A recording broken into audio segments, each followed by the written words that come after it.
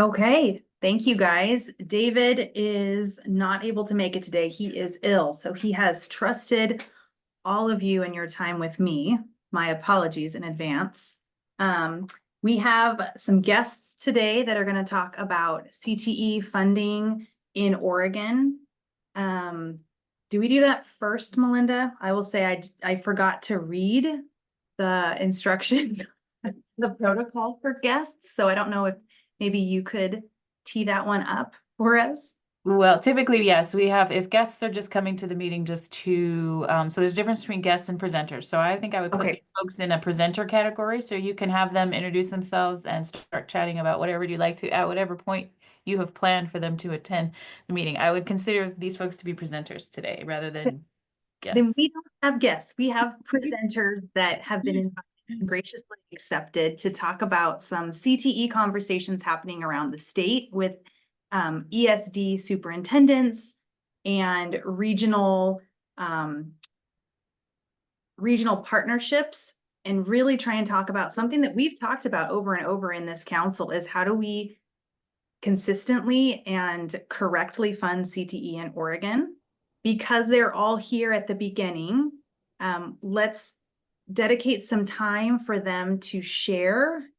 We have Kelly Hildebrandt with OAESD. She represent the ESDs, right?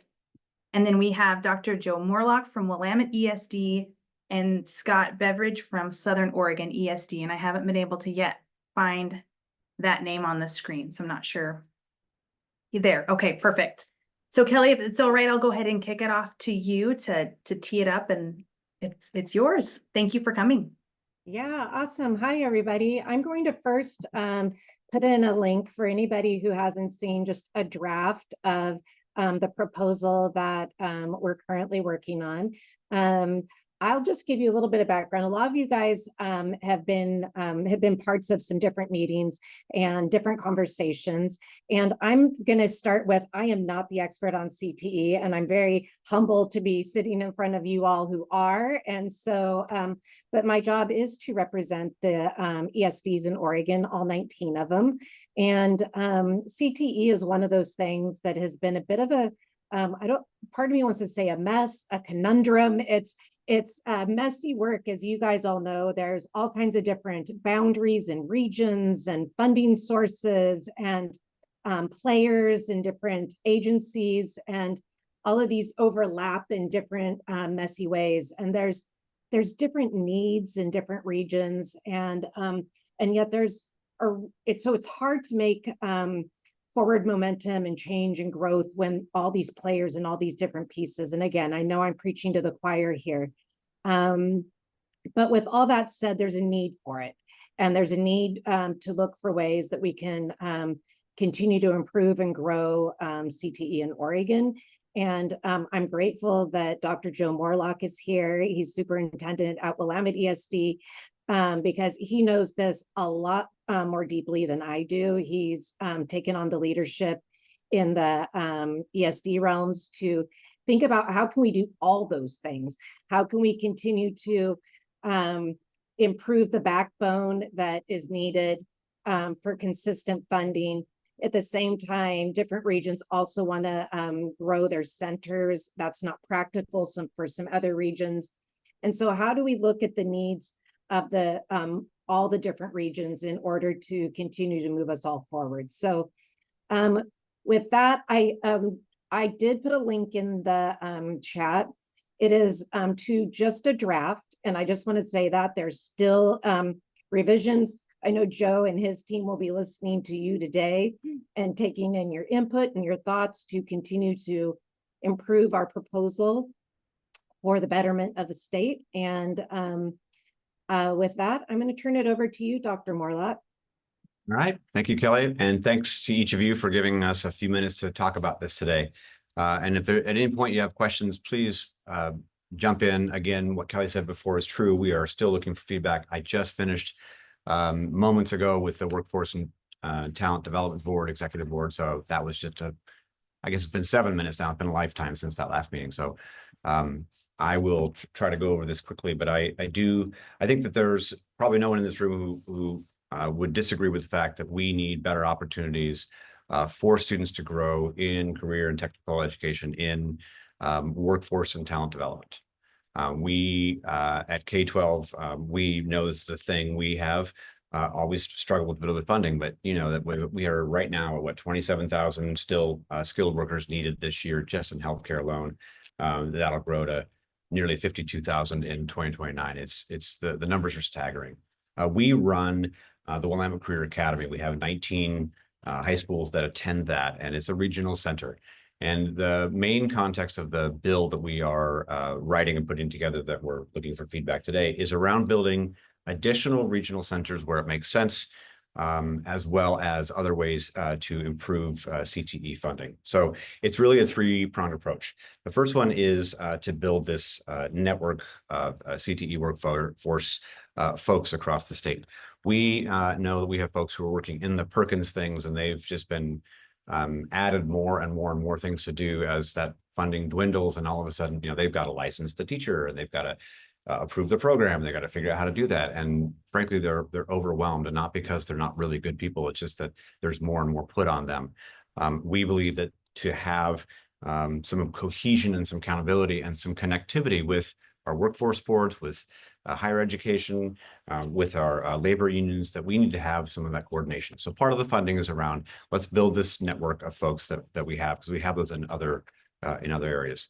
The second part of that is around some staffing and equipment needs. So depending upon your area of the state, so some more rural areas, of course, having a regional center doesn't make sense. If you live in Joseph, you're not going to drive to Fossil. Probably not going to happen that you're going to do that every single day. But there are opportunities for either a teacher who might go, she might start one day, she does welding in one school, she goes to another one. We have some distance learning. It may be that they have local labs. It may be that they partner with their community colleges. There are lots of opportunities, but we have put money in there specifically for rural and frontier districts, as well as for our urban and suburban.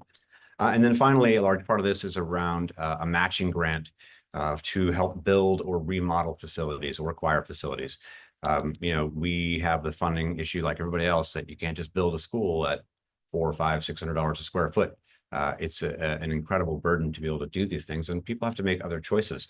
And so we believe that it's important for us to, as a state, look at ways that we can fund the construction, and we've looked at it as a matching grant. So those are, we believe, up to $10 million grants, 10 of those to help build out some of these facilities. We have areas in the state who are with projects that are shovel ready that can't get it done yet. So Sheridan School District, for instance, has gathered 6.2 million. They need another 10 to 14 to launch this. We have a project happening in Southern Oregon. I won't take Scott's thunder if he's going to join us here in a little bit, but we have in multiple ESDs have been talking about how do you get different school districts to do it all together. We serve, as I said, 19 in our own system. So when we look at the Measure 98 funding, and that we sometimes take a little bit of grief around that, but you know, it's a three-legged stool. It was supposed to be for CTE and improving grad rates and including improving attendance rates. Well, about a third of that money, about 114 million, is coded for CTE programs. That's great. It's not very much. Oregon spends 9% of what our neighbors to the north and Washington spends, 9%, which is, I don't know if I'm maybe not competitive, but if I were, I'd be a little bit upset about it. We are spending less than 10% of what our neighbors to the north are doing. We're one of 4 states nationwide that does not have backbone sustainable funding for CTE. And we have a workforce development problem. I bet those two are related somehow. And so we need to really figure out what we're doing. That's why we're trying to push this forward. We are looking at housing this through ESDs, as Kelly mentioned before. And of course, since I'm new to ESDs, this is only my 1.5 years into it, I just assumed everybody would agree on things that were good ideas. Now, it turns out that doesn't happen very often. This one, they did agree on, like, we need this for our region in some form or fashion. And so having several ESDs help kind of cobble together what they've been trying to, the rocks they've been trying to push up the hill, and other ones. And we have, it's on our legislative priorities, which means as a cohesive group, OAESD says, this is a good idea. This will help our region. This will help our kids. We know that there are opportunities for us to develop either pre-apprenticeship programs or programs for just going on to community college, to 4-year, to military, directly to the workforce. And that should not matter what high school you attend, whether or not you get that opportunity. And that's where we are right now. We have a lack of equity and opportunity to, I want to do X. Well, too bad you go to that high school, you'll never get to see that. And it's not okay. We have to provide those opportunities for every kid and let them explore. And so going back to the bill, we were trying to find ways to have some cohesion and some accountability. We are looking for additionally for staffing dollars that will continue on into the future, because if we're going to invest, we should invest and do this right. I've been in education, and I will just put it out there. I'm in my 4th decade, and we've been talking about this since the days of Sim and Cam in the early 90s. You know, we did all that stuff, and then we did some other ones, and then we sort of launched little things, and then we just let them die on the vine because we don't continue to sustainably fund them. This is about the future of the state. This is about kids' futures for what they want to do next. When you speak to our students at our Career Academy, they know where they're going to go next. They know what they have to do for licensure. They know what things they have to take. They know if they're going to go on. They are working and learning with students who are all in the same kind of a program. We launched a dental program this year. The only way we could launch that is we had a local donor who gave us more than $500,000 in equipment, probably $250,000 in expertise, and we got a grant from the state for an additional $500,000 just to do the construction. So, you know, there's $1 million too. Before we even had the space to do it, and we had a waiting list for the program, waiting list. And this is a 2-year program. They're signing up to, I will do this for the next 2 years. And to be clear, this is not about the Willamette Career Academy. We have one. We think this is important across the whole state. So we may not even benefit at all at Willamette ESD. This is really, it's been a passion of mine forever. Back in the old days in Canby, when everybody else was cutting their CTE programs, we were building a multi-million-dollar facility, the Applied Tech Center, in the middle of everybody else cutting their programs, because in Canby, we understood the need for students in our rural community to have access to the highest level CTE programs that we could provide. And that was a big deal. And people thought we were crazy, and we probably were. And it was a really great success. And we got more females into the facility, because it used to be at the shed out back, you know, and you got a few folks out there. Opening this up to everybody to have that career exploration has been part of my whole career. And I think this is why when I talk about it and it feels like I have a little bit of passion, I do. I think we have to give every kid the opportunity to try things, explore. Turns out that I don't like bodily fluids. Well, maybe dentistry is not your best approach. Maybe you should be looking at something else. You know, at 17, I didn't know what I was doing. I was just being a knucklehead, you know, high school kid. When we talk to the students here, they have gotten their focus. They've found their passion. They're working on a team. They wear the little logo on their uniform that they come to every day. You know, they've got their scrubs on. We have the only PAPE sponsored K-12 diesel program in the country, right here in Salem. But we should also probably have one in Morrow County, not we, but those groups out there, or it should be out in Lincoln. It's not like we don't have rural farming communities who need people who can do that work. We want them to be able to live, learn, grow, and remain in their local communities. And we have to help develop their skills so they have an opportunity to go into that workforce. So I'm going to pause there. That's a lot of words, and I apologize for that. We are looking for feedback, questions, critiques. You're an idiot. That's fine. I can take all those things if you like. But I think I'll pause there and see if we have any primary questions first. Or I've stunned you or bored you. That's okay too. I get it.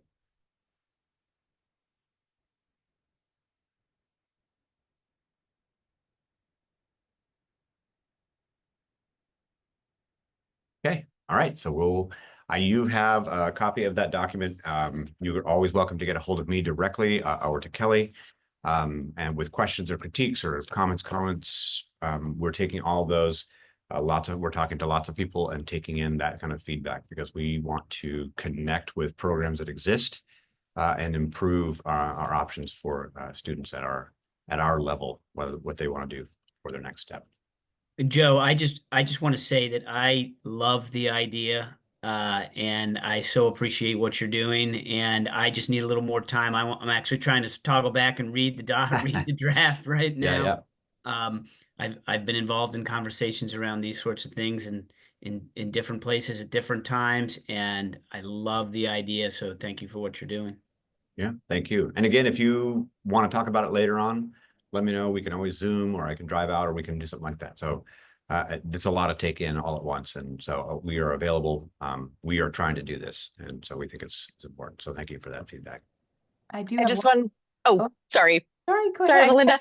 But just No, to I get just that wanted to, question- Go just ahead. to second Darren's comment. I really appreciate like raising the idea of the regional career centers. I think here in the Gorge, ever since I moved here, I felt like this could work here. And maybe even at our community college, there could be space for that for a high school facility. So it's really exciting that this dialogue is happening, and excited to see where it goes. Thanks Yeah. for all the information. Thank you. And I see you're at the STEM Hub, and that's our concept for a CTE sort of hub, because I know I've been involved with our local STEM Hub here for a long time, not in the Salem area, when I was at the other Clackamas County areas. But that has really worked well for some cohesion across the system. So we think that's an important part of our thing too, is to have that level of cohesion and accountability. So yeah, thank you. What's an ideal timeline of the events that go into something like this actually happening?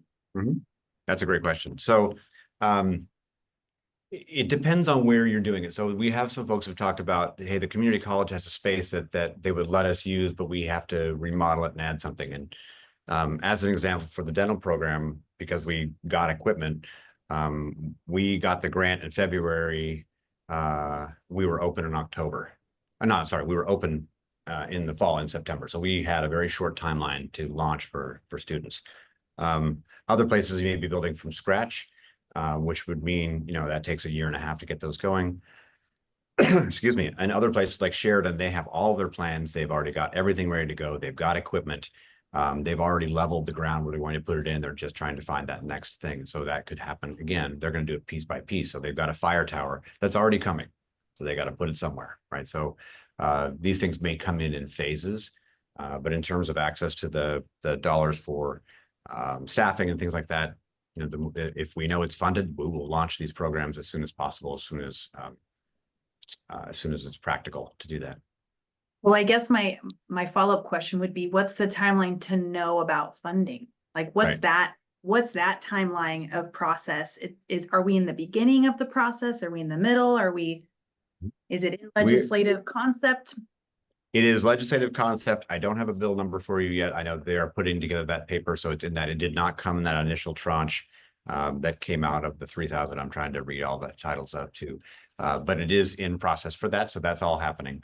And there are some other bills that have come out that have mentioned it already. So it's in lots of little places. People have heard about it because we are tireless coming after the support of this. But yeah, so it's in that process now. So we're hoping, we are working as hard as we can to get this through. We do have a lobbyist that's working with us to help us navigate those systems, who's worked with us in the past with our WCA and other ones. And we also have our OAESD lobbyist. So we've really got 2 people. We've just hired one because we think it's important, and OASD has their lobbyist as well. So, or I guess our lobbyist. We've got people who are working on the inside to get us the right things. Yep. This is a cross section across the state of business and industry, education, post-secondary, STEM. What can this group do from this point forward to either help? We've got the provide feedback steps, but what can we do to help and advocate? Thank you for that. So a couple things. One, if there are folks that you think that we need to be getting in front of, that's always helpful. Like we've learned along the way, oh, by the way, have you spoken to? No, we'll reach out and do that, because part of this is new, figuring out the systems. So that's one. 2, as we get a legislative concept, we actually to build number, even if you'd like me to come back and say, okay, here's where we are, here's where we've landed.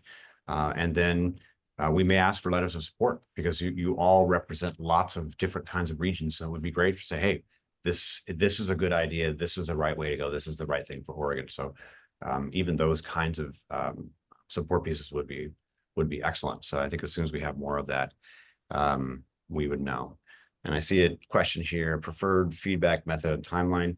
I will make sure that you have my email address. You can come directly through me, and I will funnel that through Adam and Kelly. I'll make sure that we make all the connections for the right people. So we'll start with that. And then if I'm the wrong person to answer, then I'll get it to the right person to answer.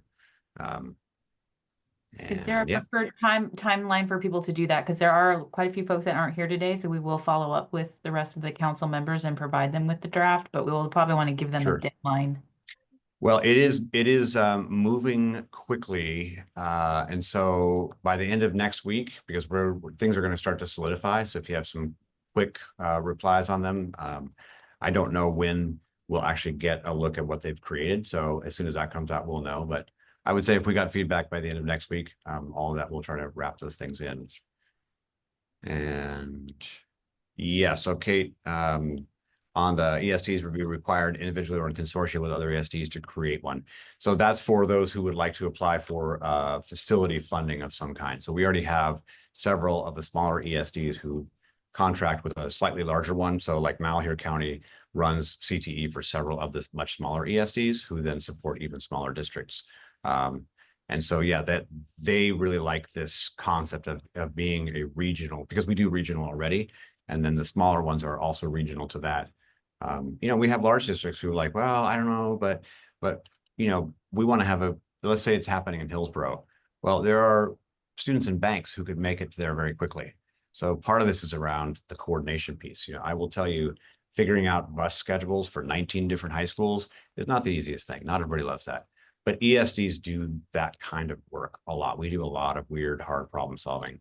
And I think that's why when they saw this, like you might run it, it might be a bigger district that runs it, but you need to do it together. So it's not, what we find is that I launch a great program in, I'll say Salem Kaiser, not to hammer them, but they've got a great program, but they're not going to let kids in from Silver Falls because they're filling it with their own kids, not because they're selfish, but because it's their program.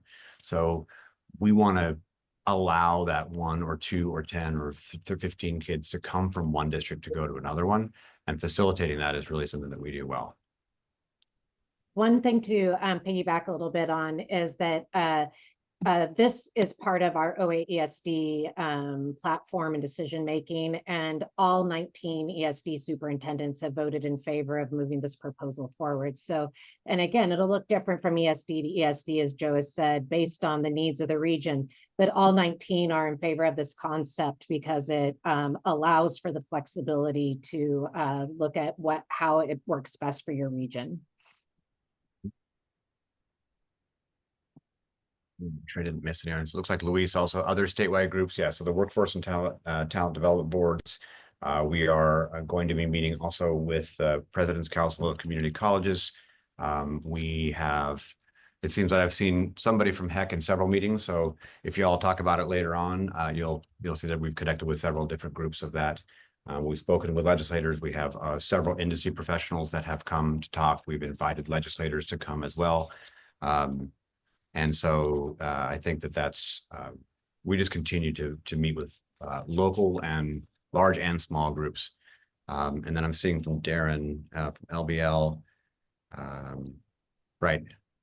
And I think that's why Darren, that's why we're really pushing this forward. And part of this is honestly, ESDs are funded in such a funny way that we don't really have money to say, we're going to innovate and do this thing, because we've got these programs that we're already, supporting districts with. So part of this is around, here's some seed money, let's get this sucker launched. But your region should not have any fewer CTE programs for all the students that LBL serves.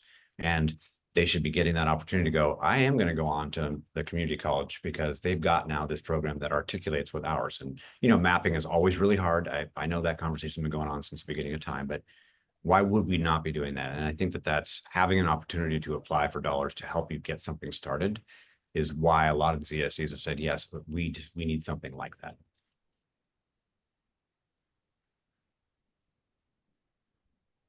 I saw Darren unmute and then he muted again, but something that I have brought up with my ESD superintendent is not all regional coordinators. So not all coordinators of regional CTE work is housed at an ESD. We have quite a few that are at community colleges. Mm-hmm. And I know a question that I've had is how does it impact those regions where their central hub for CTE coordination is not at an ESD? So it is something to consider. And yeah. Well, and I probably could talk about it more clearly. It's not that the new person is now knighted and you are in charge of everything and you get to say everything, right? It's really when I think about, and I'll go back to this, the STEM Hub thing, when we came to those meetings, it was a pretty large cross-section of people. And we sort of said, this is the direction we're going to go as a hub, and these things are important to us. And I think that I think it's important for all of us to work together. I don't think anybody's going to argue against the need to provide additional CTE opportunities for students and how we get that done. And that's why we've done it. That's why we've been specific in this proposal about doing it regionally, because everybody has a different context. Everybody has a different relationship with their community college. Everybody has a different relationship with their local industries. Everybody has a different relationship with their workforce development boards. And so that's a hard navigation, but part of this network is around also having somebody who is going to make all those connections. And then, what things are still missing from our partnership? What are the things that we need to do? Somebody brought this up in one of my other meetings. Yeah, so just a mapping of, in some places you may have a really strong connection with your community college. Other ones you might not. And so that we imagine that person who's part of that ESD hub is the person who's going to make those connections. And we've put so much on our Perkins people. They're just trying to survive. They're trying to make sure that kids are getting access to the programs, but we need more specific support on that. And I think that's, when I think about it, we do need the person of all trades who can go connect with the right ones and say, this is what our needs are regionally. I've made these connections. I've created a convening. We're all going to come together to sit down and sit and talk about it. So I think there's a lot of value in that. And that's, I think, a lot of why we said regional, because everybody has a different relationship with their local groups. And we're trying to find a way to sort of centralize that and also regionalize it. Does that answer your question, Caitlin? It did. I appreciate it. Thank you. Okay. Yeah. I've been trying to keep up with all the questions in chat, but I wanted to give folks a chance to voice their question if it didn't get answered. I feel like parts and pieces of things have been answered, but if there's anything, either something that you entered into chat or that you just now thought of, if you had any more questions for our guests. Excuse me, I actually did have a question. I wondered if these centers, and it may depend on the region, are intended for 9 through 12 or more focused on 11th and 12th, like the way Salem Kaiser does, operates, I guess. So, and that may vary depending on the needs of the region, but just wondered what your thought. Well, if this bill is successful and we do it for the next 20 years, then we should expand as far down as we can. Honestly, right now we do 11 and 12 also at hours, and that's because students are on track to graduate, which I actually have a problem with, because you're creating an elite system around students who are already on track and they already know what they're doing. And we don't have a space for the kid who doesn't know really what they want to do, didn't know they wanted to be a tugboat driver. Turns out they're really good at that. We're not finding those opportunities. And I think that's, if it were me, yes. And the sustainability part of this is, I'm not thinking about, this is not a 1-year thing. Like, I think this is something that this is what Oregon is going to invest some money in this. Let's do this and build additional, like if we had space, I would do 9 through 12, because we've got some students who are really ready for that. And frankly, they don't really want to do Romeo and Juliet. I get it. They would rather do something else. And I think you can do a lot of those skills through that. So we have not said, we're just saying 9 through 12, because there are some places it'll make more sense. If I were king of the universe and I could make any choices, I would make this an opportunity for kids to go to school full time at a center like this and get them all the skills they need, not just the employability skills, but yeah, let's learn to read, let's learn to write, let's learn to talk in front of groups, let's do some math, let's do all the things, because there are students for whom that would be the greatest high school experience ever. And so I would love to see us get to that point. So looking out in the future, but again, I think it'll depend on your location. So it turns out I can't fill it with 11 through 12. All right, we'll bring them in and figure out a way to schedule it. So.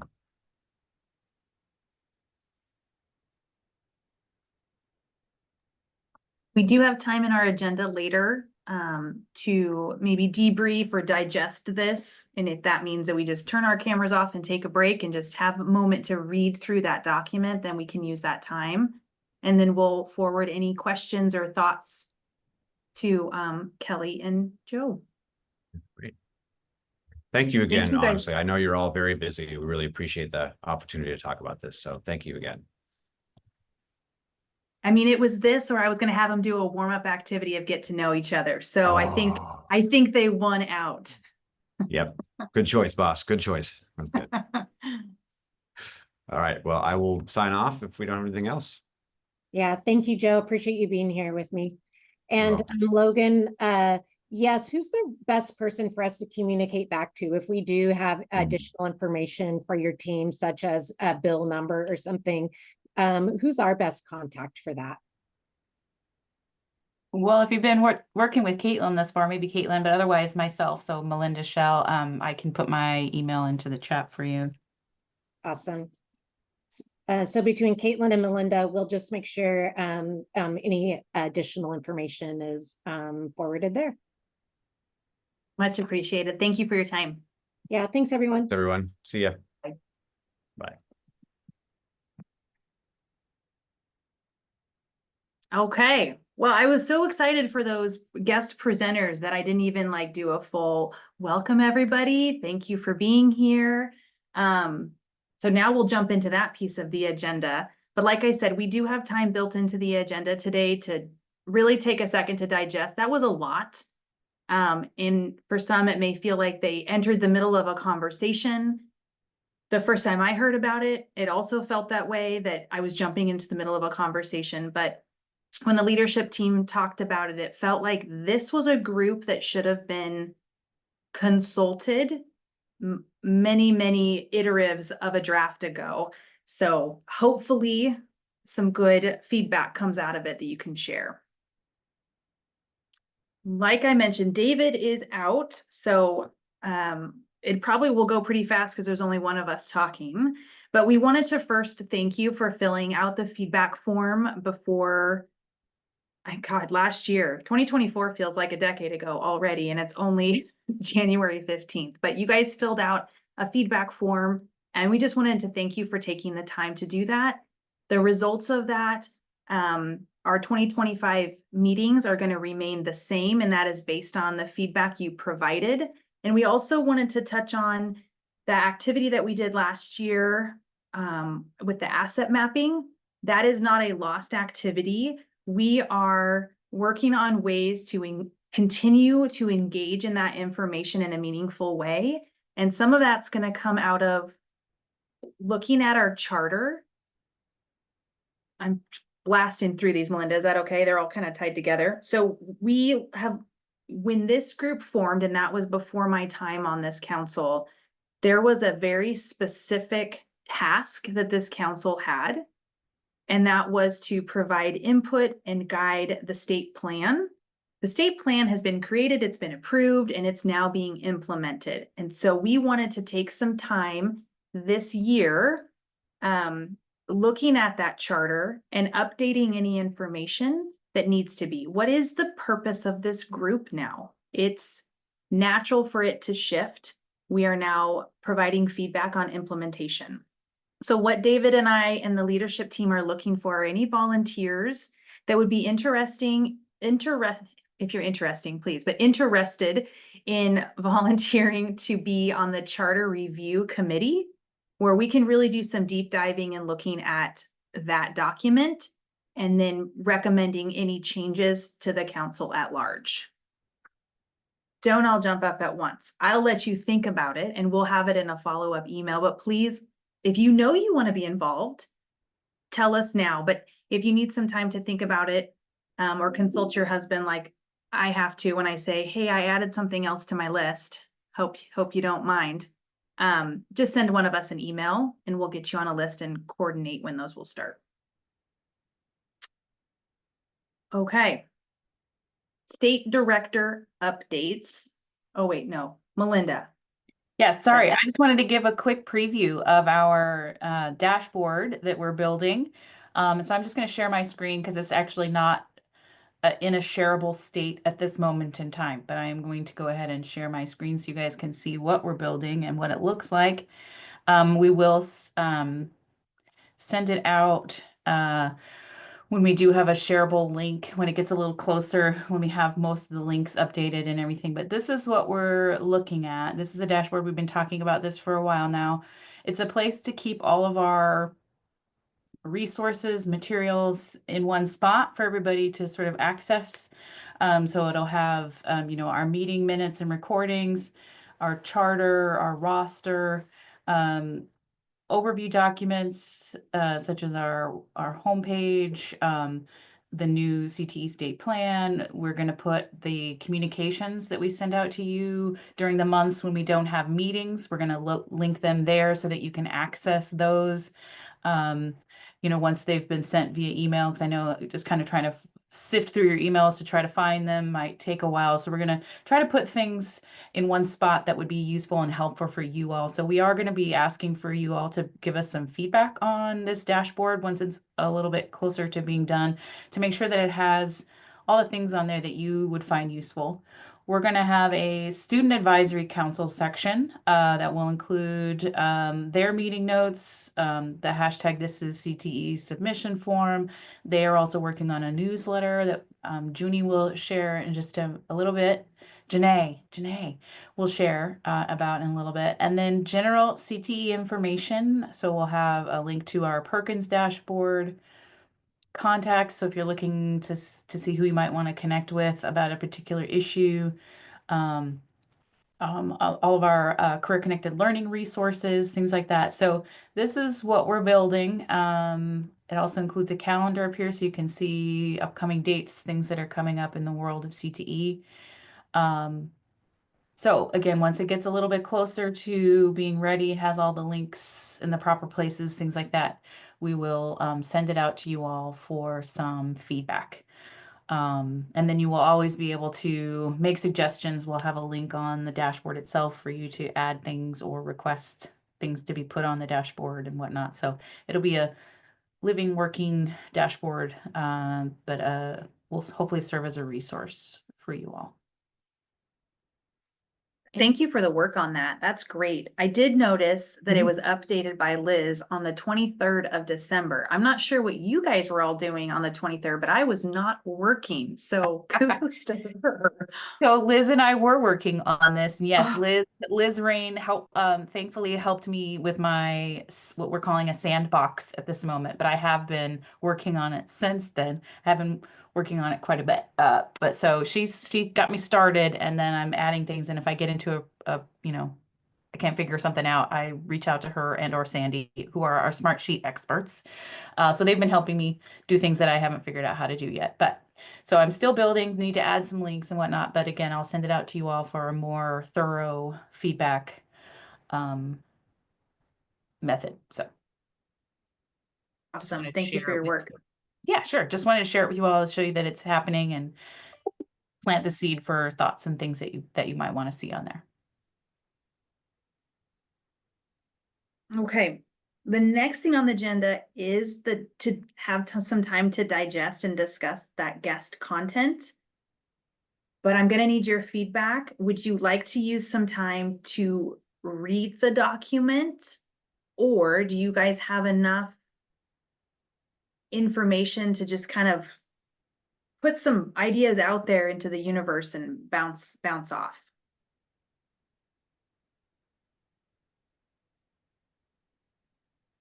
There is no wrong answer. Can you all hear me okay? Yeah. Okay. Sorry, everyone. I have my camera off because my internet's been really spotty today. I personally am a fan of reading through it and soaking it in, especially if it's going to be assigned to a bill that's going to be coming down the pike. But I do have thoughts. So if anyone else has feelings, I can chime in today or I can hold my tongue. But I just wanted to say that. Well, then why don't we take some time to read it and then we can come back together. So 10 minutes. Does that take? Okay, so let's go until 2:51, 2:52, somewhere around there. Then we'll come back and we'll have a little bit of time if anybody has any comments. But I'm ringing the bell. Come on back. Ding, ding, ding, ding, ding. Melinda, thanks for putting that proposal link back in the chat. I missed that. And are you ringing a bell? Thank you. I actually really want to hear a bell now.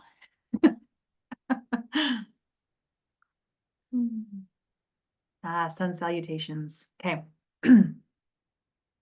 I use this in my classroom a lot, but I won't do it now. Why? No, we all want to hear it now. Oh, I don't know how to make it work right now. Sorry. Oh. Teasing us. Sorry. Yeah. Okay. Just want to give anybody time. I know, Logan, you says you've got thoughts. I'm sure we all have thoughts. Any on-task productive thoughts that you want to share? Well, is it okay if I just jump in? Yeah, thanks. I mean, I kind of want to echo what you said earlier. I would have loved to have seen this a lot sooner, particularly because I know it does mention, industry as being a partner in the consortia that would steer these regional centers. But that was that industry, that kind of next gen industry centric approach and feedback to what the needs are in a region and what the needs are locally that need to be addressed in terms of skills and trades gaps.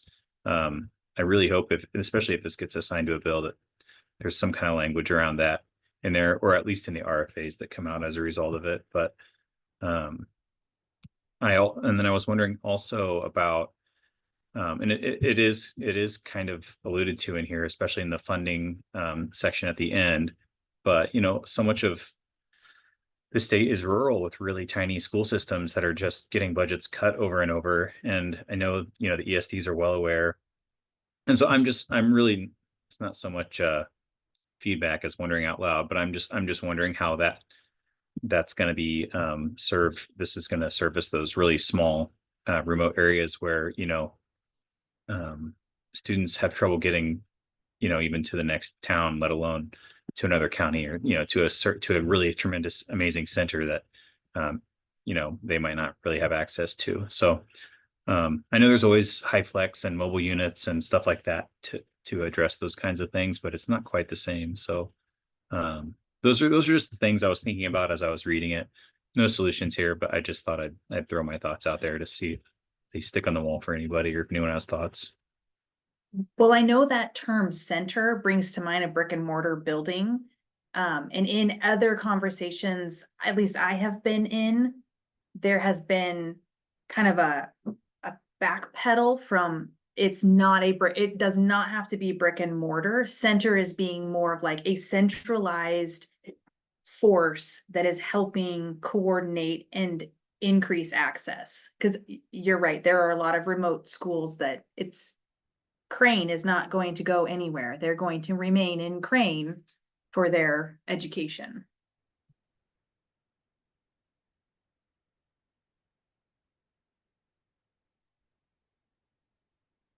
Yeah, I just want to say, Logan, that you bring up a really, I think just a really great point. And same with you, Caitlin. There's going to be all levels of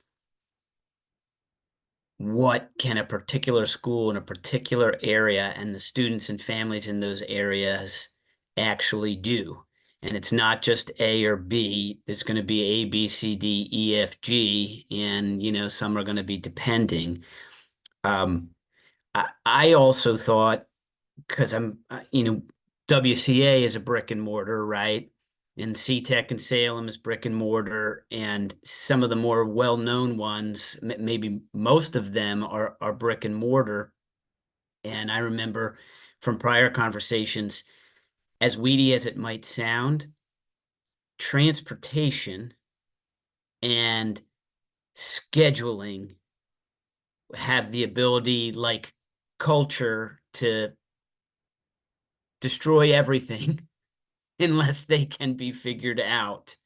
And obviously some places have to a sufficient enough degree, at least, have figured those out.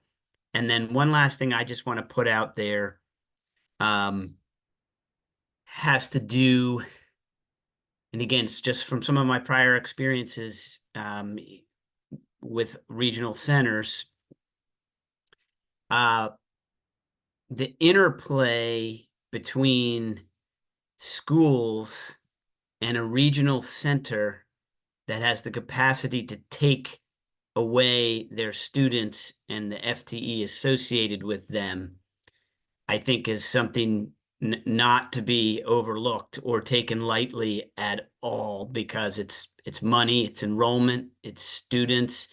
And, you know, what does it mean? Does it mean that these schools will no longer have CTE programs in their building because all their students have the ability to get to a regional center? And like Logan said, you know, I don't have any answers here, but I see those as really critical issues should this bill and possibility move forward. I want to say too, this is really exciting to me. So I think immediately of all the challenging things, like, oh, but what about this? But I do imagine, man, what if all these rural schools that I'm in Northwest, on the North Coast, and serving almost entirely rural schools, with the exception of the Lynn Benton area, you know, around LBCC and its students. But man, I would love to see all these tiny little high schools getting really robust high flex classrooms, you know, set up through this kind of program. And you know, there's a really great mobile welding a lab that's got like 6 welding bays that PCC OMIC has that can go, you know, up and down the coast and in our region. And like, man, more of that stuff would be amazing for so many of these schools that have 1 or 2 offerings and just have access to nothing else, at least as things stand. So I am excited about this. It also brings to mind, I'm hoping that they're considering the fact that we do have quite a few online virtual charter schools that are providing CTE.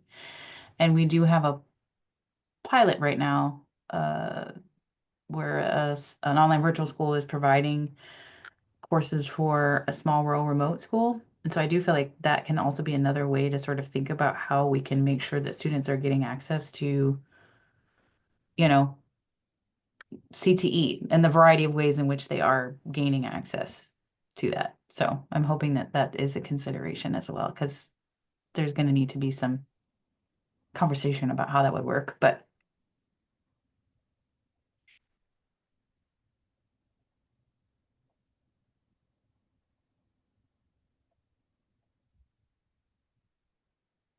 I do wonder about this is something I observed from reading it more carefully, is putting out what's referenced as a non-exhaustive list of ways funds could be used. I just kind of had a, you know, sort of wondering about if that's the best approach, and perhaps that's not how it turns into its bill, that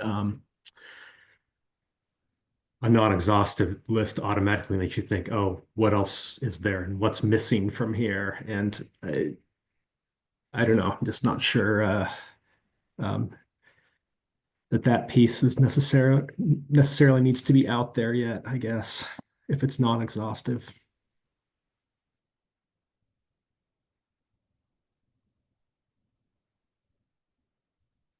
Can I ask a tangential question? And this might be for the group, but are the STEM hubs across the state located in the ESDs? I know that's the case here where I work, but I don't really know about the rest of the state, so I'm ignorant of that. No. That varies as well. I'm part Okay. of an ESD, which also covers the North Central ESD. So we're housed at the Columbia Gorge ESD, but our serving area encompasses North Central ESD, but not all STEM hubs operate under the umbrella of an ESD. That's not consistent. Thank you. Yeah, I'm just Yeah. thinking about what other partners could be at the table. That's great. But we have been instrumental in our region in getting this idea of a regional biannual convening going with higher education, our community college partners, our regional CTE educators, and local industry.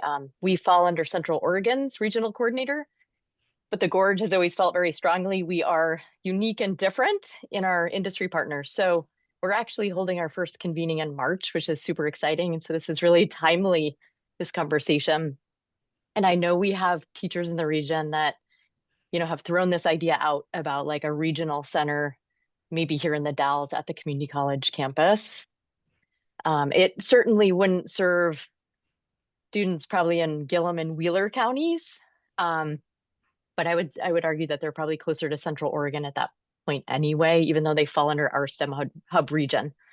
But I think some STEM hubs have been active in this conversation for sure around CTE. And some of the hubs do have sort of a CTE STEM sort of position as part of their hub. So anyway. Melinda, there's some comments in the chat about how this should involve more than just K-12 funding. I do think this is a K-12 funding proposal, but I'm wondering, with it being a K-12 funding proposal, how that might impact Perkins and how those, are there any potential shifts in how Perkins could serve regions if there was a backbone K-12 funding for CTE to serve community colleges maybe more than they have been served? I can answer that question, and I did just want to point out that Beth had her hand up for a bit, so I don't know if it's if we want to jump or let Beth comment on something that was happening before I jump into that part. Yeah, I think it may be tied to some extent to what we're talking about too. Is I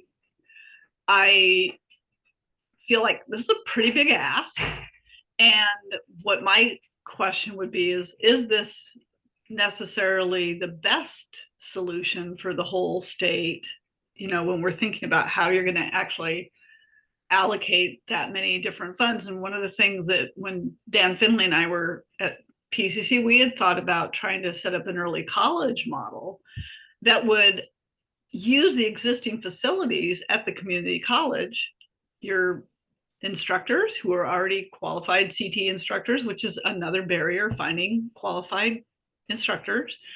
It removes a barrier for earning dual credit in those programs because they're taught by community college. But you could go and be able to be flexible so that within different regions, maybe you have some different alternatives, that instead of building a whole new center, you use the buildings that are already there and the staffing that's already there and the advisory boards that are already, you know, providing all of that industry input, and be able to let those more advanced students have that. But what I'm really concerned about is within this, I want to make sure that that CT is available to more students, and having a center, I may or may not. It actually may just lead to those advanced students who've already got access to stuff being able to have access to something better.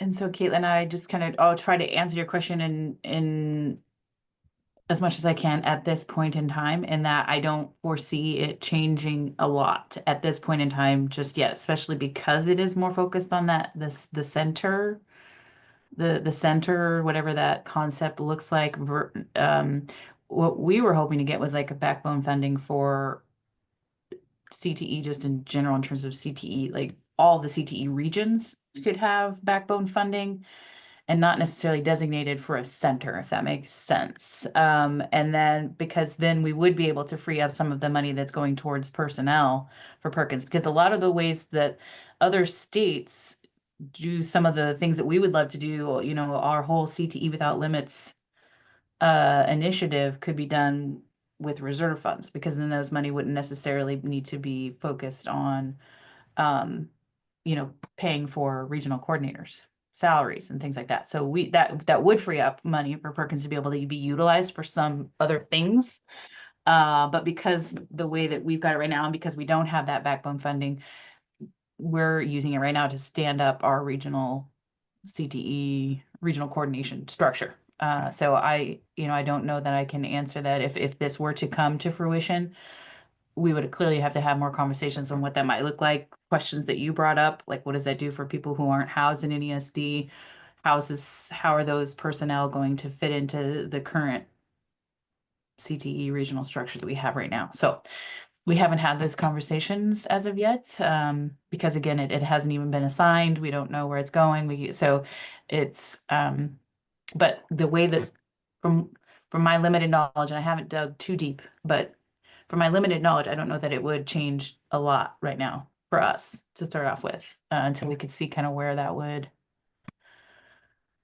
So I think Shelley's going to talk about it in a minute, but there is a House bill that has dropped and has been sent to ODE and HEC for analysis. It's House Bill 2580. And I'm sorry, right now I only have a PDF copy of that. But it has already started in this form. So that's House Bill 2580, sponsored by Representative McIntyre. Is it this specific information or is it something related? It's not the same thing, but Well, it's does regional something similar. CTE programs, so I mean, it's related. It's Just related. yeah, The pro- it's not this proposal, but Right. it's a similar, right? Yeah, the proposal, as you all heard, the proposal that you heard about today is not assigned to a bill number yet. Is it this one? That you're But it's referring to? interesting reading too.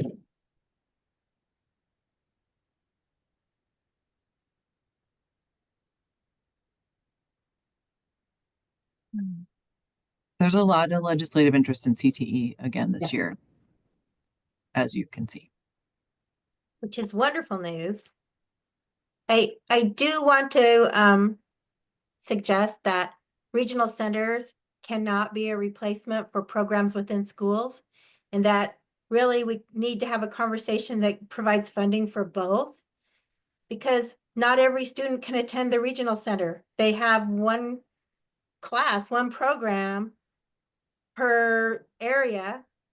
And so it's a very, very limited number of students who are able to go to the centers, and schools start to put into place some ways that they decide who can or can't attend those centers, which really do limit a great number of students that won't ever be able to participate in CTE because the district can't afford to have CTE because they're paying for the center. So that's also something to consider if we're thinking about that this is providing more opportunities. It's a yes and conversation of what type of opportunities, but maybe not more opportunities. And just to piggyback on that, I can tell you feedback from one of the tribes in particular has talked about that very thing, where it is those most remote rural schools where a student would have to be on a bus half of the day there, half of the day back, and how much of the day is spent actually learning in order to participate in those regional events. So it won't provide solutions for the students that they feel need it the most. I think as long as that I'm flexible, I know just enough to be dangerous about this, so I'm sorry if I'm speaking too much today, but I love that the flexibility is there, because I know for at least for our region, I'm sure it would be a lot of focus on building up the technological capability of smaller local classrooms more than having a center. And incidentally, we have a new amazing big trade center that's going to be built down in Lincoln County. We have one in Columbia County through OMIC, and there's investment in Tillamook County that these things are happening in some form to serve more students, but there's still these huge gaps in these rural areas. So I could just see, at least from our region, that really stress on mobile resources, mobile staff, high flex and remote access that's really robust. And that would be great, because those aren't typically big grants that schools get.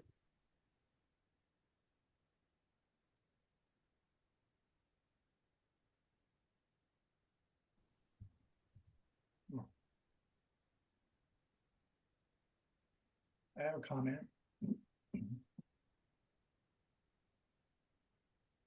Can everybody hear me? Barely, Luis. Okay, how about now? Yes. Thank you. In my 11 years with the agency, I think I've sat in on quite a few meetings where some amazing people that I respect highly have some amazing ideas about how to implement things, how to do things. If we had the money to do X, Y, and Z, today is another one of those meetings for me.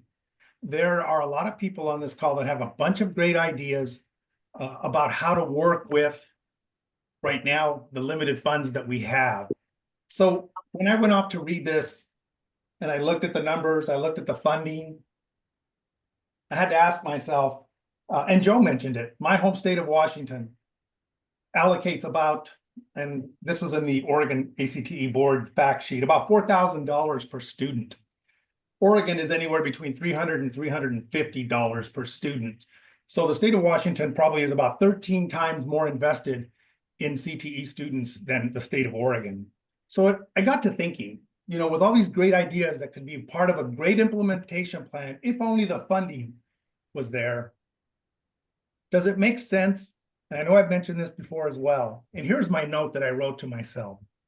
Proposal for someone to effectively communicate the precarious state of Oregon's economy, due in part to the lack of investments in career technical training, both on campus and in the field.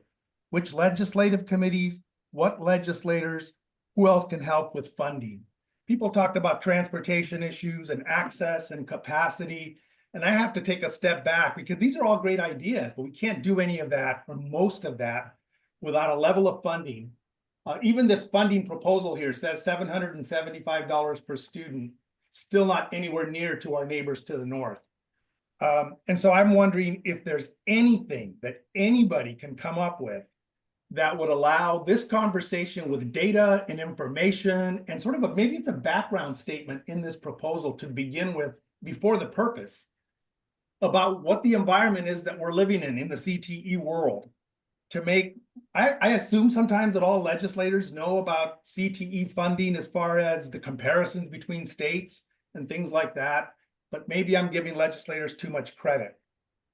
So what I would love to see is a group of people, someone or a team of someone's that sits in front of the appropriate committee or committees during a long session like this. And maybe when this legislative concept becomes a proposed House bill or Senate bill, and they actually lay out, this is what we're looking at, folks. And this is a dire straits that we're in right now. And Oregon is sort of moving in sort of not the best direction because we need more funding to do and implement all these great ideas that I've been hearing for the last 30 minutes and more. And so I say it again, and, you know, until the next time, that maybe some focus should come from getting in front of people that actually would allocate and appropriate funding for CTE. Yes, it's a priority. So maybe we take advantage of that somehow. I don't have all the details and all the fine print figured out. And I know some of us are not even able to sit in front of committees to be able to provide testimony, but others might be able to be able to describe the Oregon CTE landscape in such a way that it leaves a sort of a real indelible mark on those lawmakers that will hopefully finally say, hey, we need to up the ante here seriously, because Oregon is moving in a direction in its economy and lack of workforce and all of those things that we know, unless we do something now to stop that bleeding. I love all these ideas, but without sort of the support and the funding for it at a different level, they're great ideas, and many of them remain great ideas. So that's my 2 cents worth. I don't know how that would come about, but that's what was marinating inside of my head, you know, when I was reading this document. It's like, how do we get in front of those people that will finally say one day soon, it's time. It's CTE's time, and it's just time. Look at what our neighbors are doing. We're not even in that ballpark. We're not even in that neighborhood of funding, and that's not right. But I don't know how you convince people to agree with that, because obviously there hasn't been that agreement yet, because here we are still trailing badly that investment that other states make in CTE. And so, again, that's my 2 cents worth. Thanks for the couple of minutes. This group is the right group to have this proposal in front of. So thank you guys for being here today. Giving you some time to think about it. I do encourage you to provide the feedback that you've shared in this space to either Kelly or Joe, who presented today. I think they genuinely are looking to do exactly what Luis just passionately spoke about, is fund CTE, but they need your feedback for it to be something that actually works. So please use them. You can also filter it through me and David if that feels more anonymous, if you don't want your name attached to it or who you're working. I'm always happy to pass that information on. we are gonna move forward. I know we could talk about this probably until 4 o'clock, but we'll shift gears, and make sure that our CTE Student Advisory Council member has a chance to share, but I believe, Shali, you've got some stuff to share first, and then we'll jump over to our student. Okay, thank you. Hi, everyone. I can go through this pretty quickly, but I did want to share with you the latest on the legislative session and what we know so far. Before we get to that, the HEC does have a newly adopted strategic plan with 5 new goals that really, I think, blend well to encompass all of our work from student access through workforce development and everything in between. So that is linked here for your information.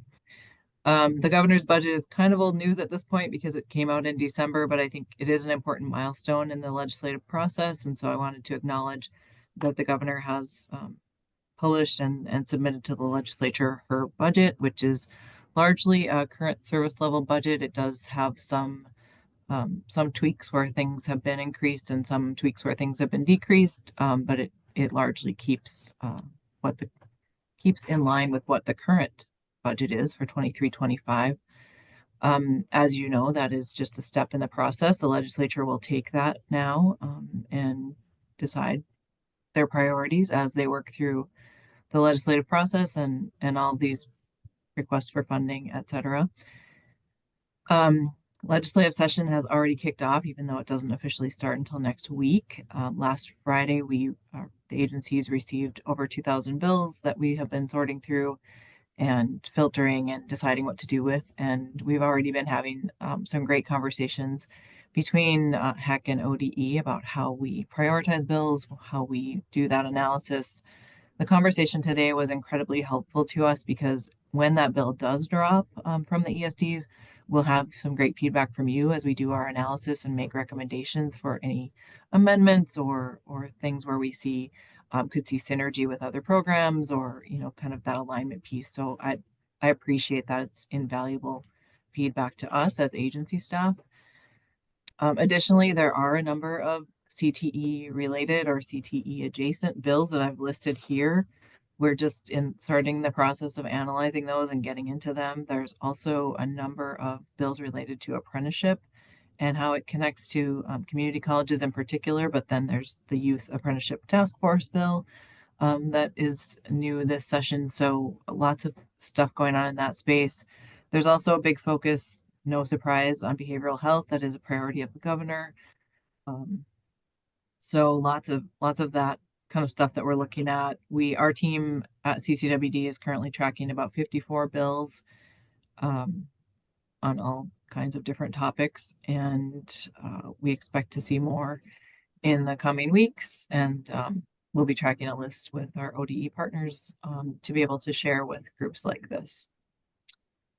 So that's what I know today. This is the ever-changing world right now, and we're just trying to keep up. If you have feedback on any of these or questions on any of these, you can contact me. You can filter through Melinda, Caitlin. We're all open to feedback and have really good communication channel. Logan, let me see your question. I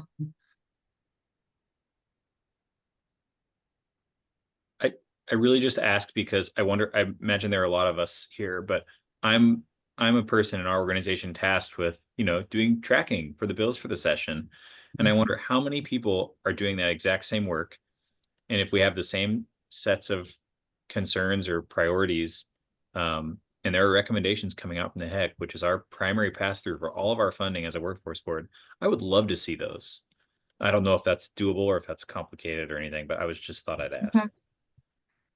If you want to connect with me on specific bills, we can figure out how to share that information. Okay. And I also don't want to make a bunch of work for you. You said it and I thought, oh man, I'd love to know what those are in the moment, but. Yeah, I think what might be the easiest for me to do is if there's anything really interesting to share it with you that way, because a lot of it is just like, this bill does this. It's not correct. Here's what needs to be fixed. Okay. So there's a lot of that, and I need to check internally to see how comfortable people are with sharing that. That's fine. Yeah, the thought occurred and you don't know if you don't ask. Yeah.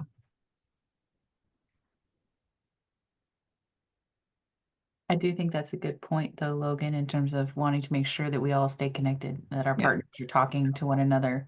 And I know ODE and HEC do a really good job of that. I know we've brought in our WIOA partners in some respect, but I would agree with you. And if there was a way to make sure that some of the main players, the bill trackers, are tracking with each other, might be a good thing to try to figure out how to consider that, because then we could,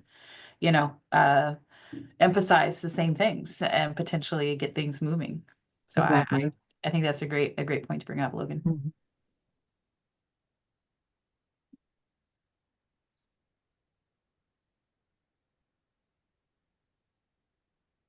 All right, are you done, Shali? I am done unless people Okay. have questions. Okay. Sorry.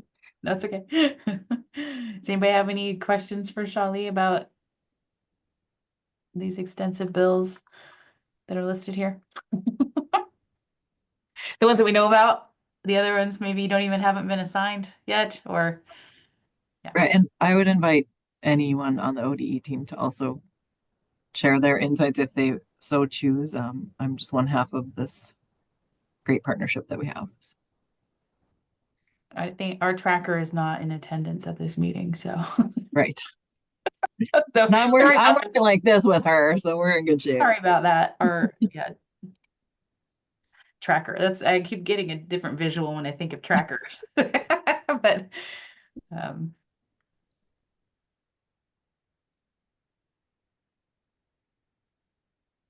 right. Well, maybe we turn it over to Janae. Yay, Janae, thank you so much for joining us today after your school day. We appreciate it. I'll turn it over to you to give everybody an update on what the Student Advisory Council is working on. Yeah, of course. It's great to be here.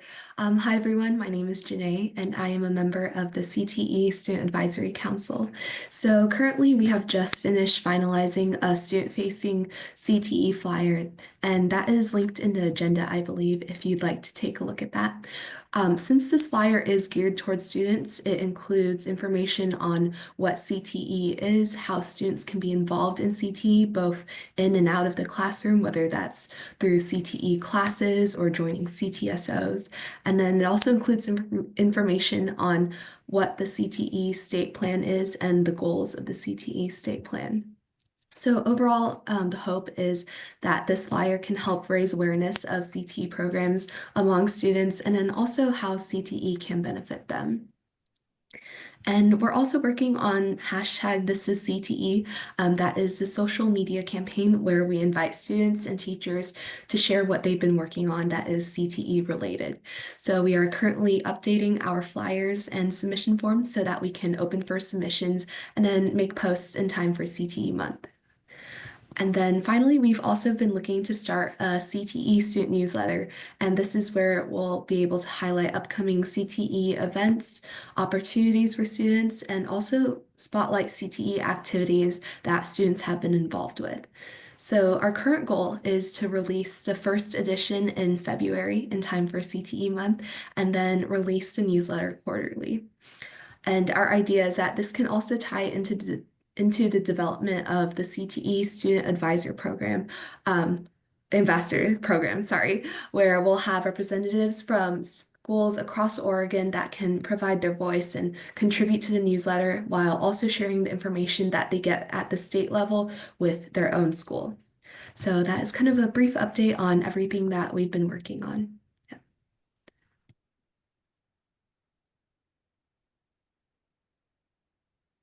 Anybody have any questions or would like further information about what we're working on?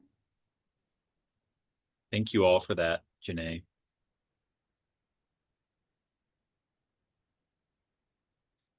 I was about to type something in the chat, but I can just say it, I guess. If I don't know if there's any precedent plan or expectation for this, but if the Student Advisory Council, if anyone there had any, burning questions or desires about bills coming out or anything like that, do we provide any type of like guidance or resources or template if they wanted to give a testimony or participate in some way, letter of support, etc.? So we have dipped our baby toes in that water a couple of times. The students did create a video for the State Board of Education for the adoption of our CTE state plan, which went over so well. We have also talked about advocacy and what we can do in that world internally, but we haven't necessarily been, pulled that off yet. The students have been kind of focused in on some of the projects that they've chosen, like the CTE hashtag, this is CTE social media campaign, and now this ambassador program with our first step being in the newsletter. That some of that other stuff is got kind of pushed a little bit to the wayside. Plus, I am not myself and my partner who help organize the Student Advisory Council are probably not the best folks to jump into the advocacy side of things, just because we don't know that much about it. And neither of us are bill trackers or anything like that. So we've talked about bringing in someone to do a presentation on advocacy in general so that we can provide students. But I would have to admit that we would really like to, and I'll just throw this out there for the group, and if you have ideas, please do reach out to me, is we are really focusing in on trying to find ways to compensate students for their time and travel to be able to do more of that advocacy. And we just don't have that right now. So we have been trying to explore quite a few avenues, with including a pot of money and then a way to distribute said money. So if anybody has ideas about that, that is where we could use a lot of help so that we could maybe do more things. But as it stands right now, because we do have students who are from all across the state, right? And it's super hard for someone in, say, Eastern Oregon to, do a lot, or, to come to, like, make presentations at the legislature or do things like that. And so we would like to work up to that. We just haven't quite figured out a way to be able to build the foundation for that to happen. So we'd love to be able to do that, though. That is one of the purposes that we're hoping that the Student Advisory Council will be able to meet, but we do want to try to have a way to compensate the students for their time, because it takes a lot of effort to do that. So that's a great thought, Logan. Thank you. But if anybody has any ideas on potential partnerships for pots of money and or ways to distribute said money, we are accepting any and all ideas.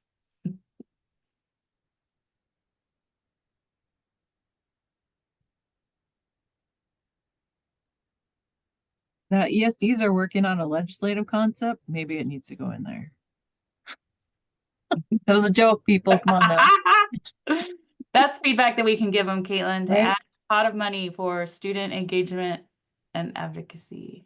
I really like my job at the ESD I currently work at, so I would defer to someone else to advocate for that.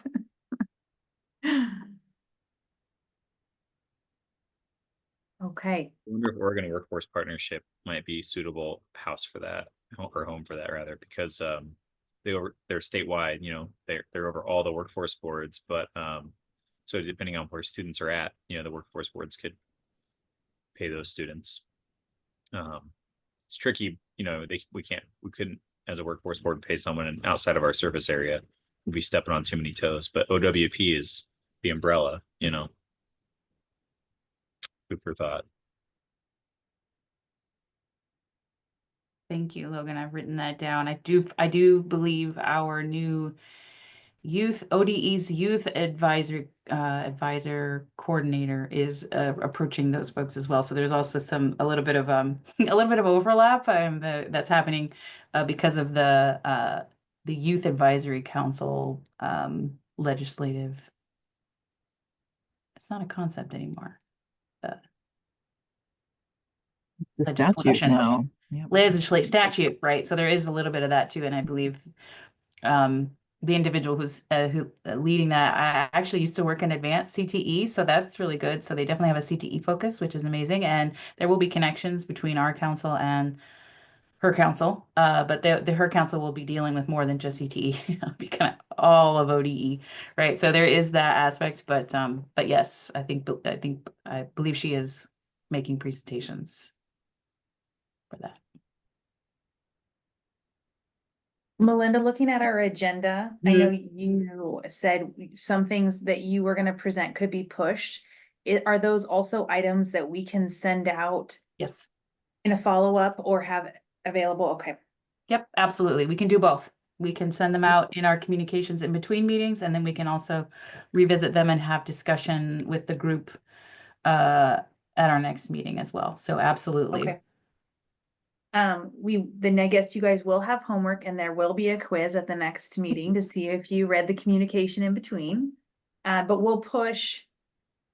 Do you want to push both of those? Or is there one that you'd like to touch on? Sure, I can absolutely touch on the CTE state plan communication materials. I think that's a timely thing and I can cover that in a small amount of time.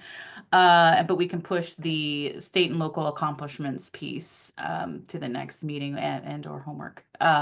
So yeah, I will share just a little bit about what we're doing kind of as a follow-up to, all the work that you all helped us with creating our new CTE state plan.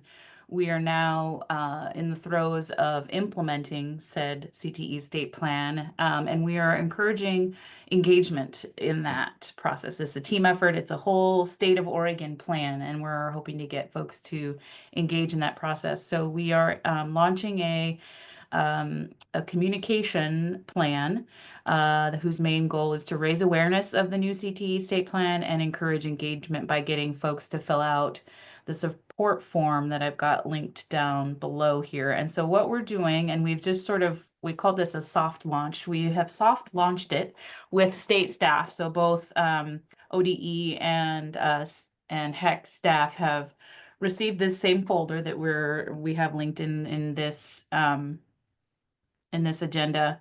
And the folder basically contains materials that can be presented to a variety of audiences in a variety of settings. And what we're hoping folks will do is in the course of your work, if you can just share some of these materials with folks that you work with, there's a two slide deck example, a QR code that you can share in a meeting, a quick meeting, or in an email, things like that. We're hoping that in the course of your work, you can help us spread the word about the CTE state plan and encouraging people to fill out that support form. So we do have that folder that's got materials in there. We will be adding more materials as we create them, so you can check back in and look at that folder.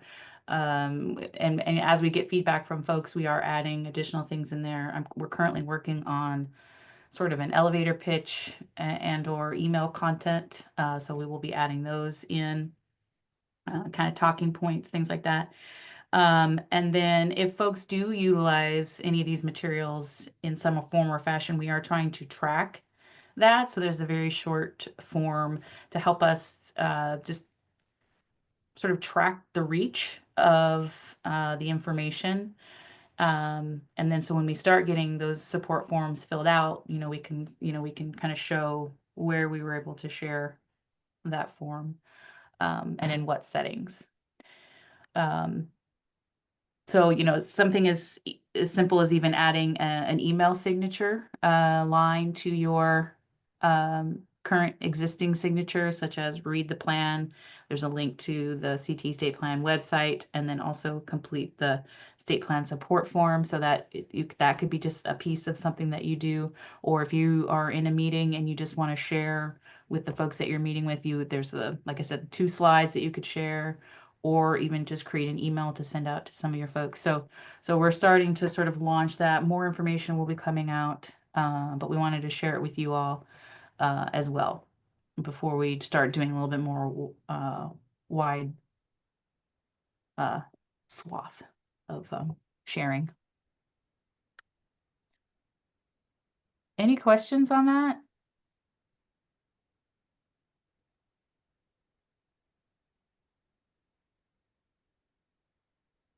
We didn't give them a break, Melinda. We ripped their break away from them and made them read. We made them read stuff. So we did. You're not getting a break. Don't get excited. We're too close to the end. You got to stay here. But maybe we can truck through the end, and then you'll have some time to either add stuff to the slide deck that we're going to talk about, or register for Oregon ACTE, which we'll talk about too. And Melinda, is that you? Are you talking about the slide deck, or I can do either any It or I says, can talk about- it says all. How about you do that one and I'll do Oregon ACTE? Okay, sounds good. So yeah, so there was an idea that came forward, and I, at this point I can't even remember. It might have been the grant coordinators planning team. This idea I think came up from the group of folks that plan all of our grant coordinator meetings, and we wanted a way to start collecting some of the celebrations, some of the cool things that people are doing. It's just a way to see what everyone else is doing, maybe for CTE month or not necessarily for CTE month, just we're trying to increase the amount of celebration that we do around CTE and wanting to share it more widely.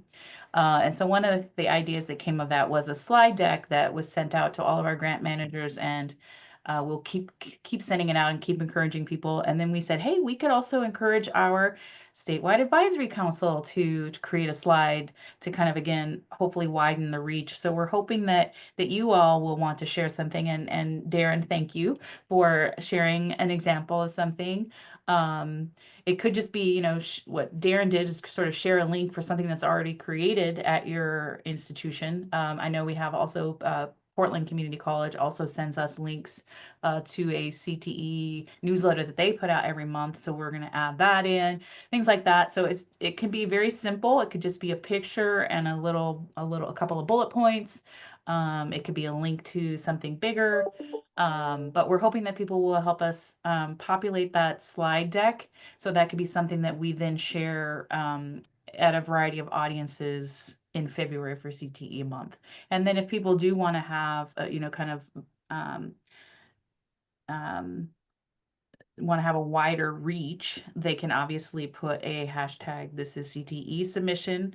And that form that I did want to make sure that the form is ready to go. So that is the new form. And I made sure I linked that into the student section. So people can start submitting anytime for that. And then we also have a CTE update that comes out every month through GovDelivery. So that's another method that can get maybe a little bit wider reach. But again, we're just trying to kind of start building some ways to celebrate CTE and the wonderful things that y'all are working on. So we're hoping that folks will take a moment to populate the slide deck and or also put something in the CTE update or the hashtag this is CTE social media campaign. Any questions on that? Well, Logan had a question and I already answered him yes. I didn't even finish reading it, Logan. Yes. Anything remotely related to CTE, career connected learning. It doesn't even have to be something you are doing, something that you know is being done. Maybe you want to highlight a teacher that's doing amazing things, or a student leadership, or it really can be a business that is really accommodating and has a great partnership with a school program. Anything like that. Okay, thank you. Yep. We'll give you time because you'll get out early. I'll speak really fast. The last thing that we want to touch on is Oregon ACTE. It's in April in Seaside.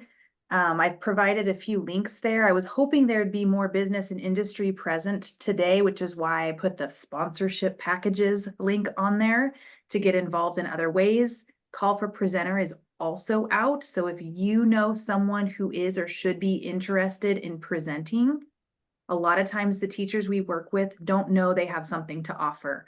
So they may need that extra tap on the shoulder and just encouragement that they're doing fantastic things. If you are doing fantastic, if you know you're great, put in a proposal.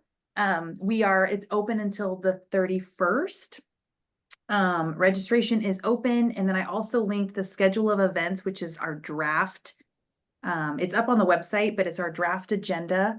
Wednesday is turning into a really wonderful day. We've got kind of a broken up morning and afternoon with some opportunities. The theme is Reunite, Excite, and Ignite CTE Potential with a keynote speaker, Justin Schaefer. He's dynamic. The link there is his video that he made for Oregon ACTE specifically. So he is coming for you. That sounds kind of scary. No, I'm just kidding. And Not I also- coming for you, but coming for you. I got it. I also did just want to note for those of you that may have been familiar with our CTE Without Limits Summit that we did as a pre-conference last year, is actually going to be a conference track now. So there will be several presentations throughout the conference to learn more about that initiative and supporting youth corrections, online virtual, small rural, remote, alternative, and tribal students, and increasing access to CTE programming. So just want to throw a little note about that. Luis, what do you mean by Region 5 and National? You mean the awards? Not just the activities. You know, there's been past years where we've gotten requests from the national office, and I don't know so much about Region 5, but during February month, where the state of Oregon, you know, is asked, hey, if you've got some things that are like amazingly happening in your state, please send them to us because we'd like to possibly feature those in communication XYZ, whatever that might be. So these great ideas that could be happening on campus or in the community or in the district or wherever might be a good opportunity for us to kind of push the state of Oregon out to regionally and nationally. Just a thought. Luis and Margaret, I think you are the other ones that are on Oregon ACT. Do you think that's something that we can collect and push forward on behalf of the state of Oregon to Yeah. National or Region 5? Absolutely. I agree with you 100% on that. I think if they wanted to send it to the board, then we, and through Tom and connections there, can get it out to some folks that can say, hey, here's what the state of Oregon's up to. Wonderful. Okay.